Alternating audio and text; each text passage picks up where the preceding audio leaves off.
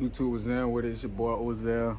We spin it again and again and again. Come on over, get top, and I'm knocking the gates.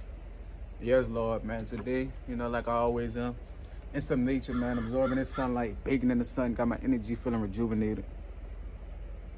Today's topic: YouTube, master depth so you never feel fear again. It's a simple title, but it has layers to it and explanation. So let me explain to you what I mean.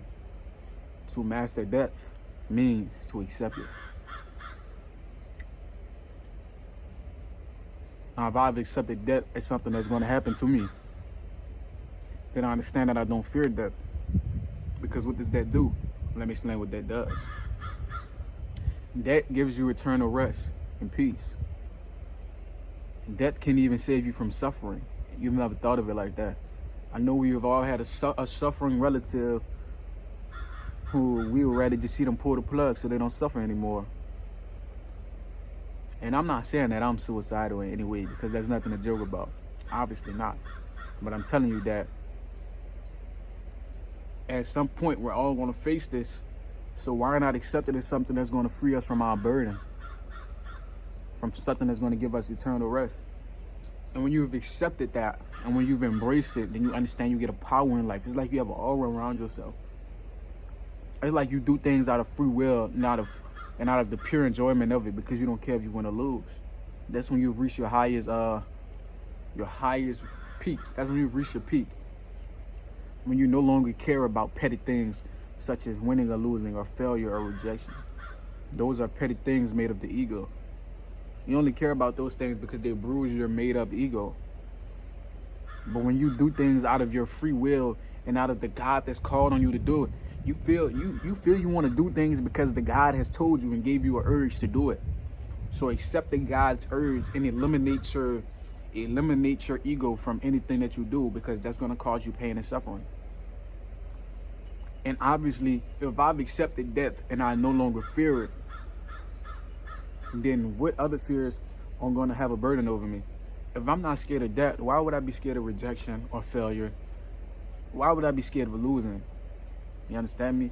When I'm not even scared of death. They don't want y'all to hear this. They don't want y'all to hear this. This that knowledge and wisdom right here. This that life-changing information right here. To be informed to such a degree that I don't even fear death.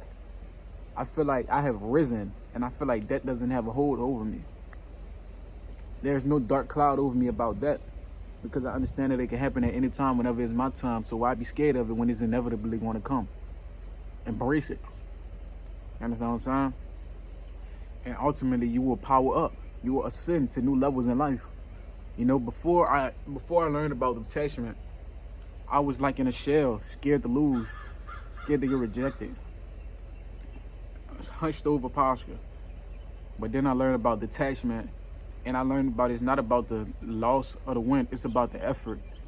And death is inevitable, so why have any fear at all? Then my posture instantly opened up. I can't make this shit up.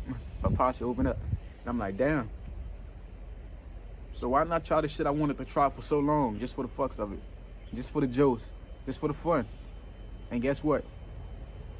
The things that you do just for the fun, or at least a lot of them, turn out to work for you. Turn out that you might be good at it. Imagine that shit you do for the fun and you're good at it, but you didn't do it at first because you were scared of losing.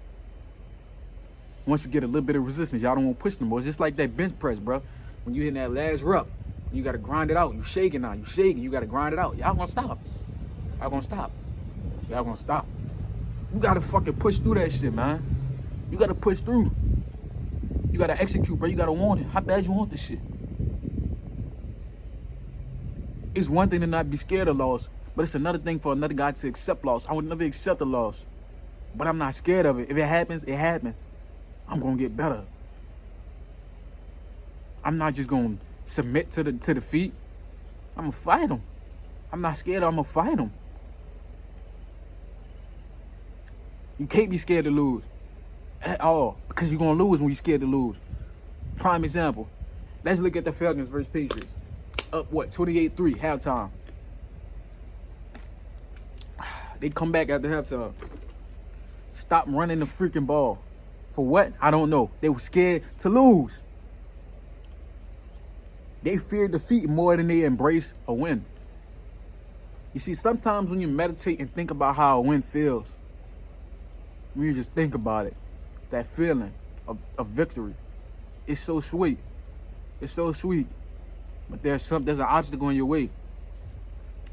Something as bitter as defeat. Bittersweet. So, there it goes again. Can't make it up. Accept the bitterness as part of the sweet reality. There will be no sweet without bitter. There will be no good without bad. There will be no winners without losers. So if you win, somebody had to lose. The time you lost, somebody won. Be grateful for that. Gratitude. Be grateful for all your wins, because ultimately you made somebody else lose. If you lost, somebody else won. Be grateful for your wins. Be detached from the outcome. Embrace death. Accept failure, or don't accept it. Fight failure.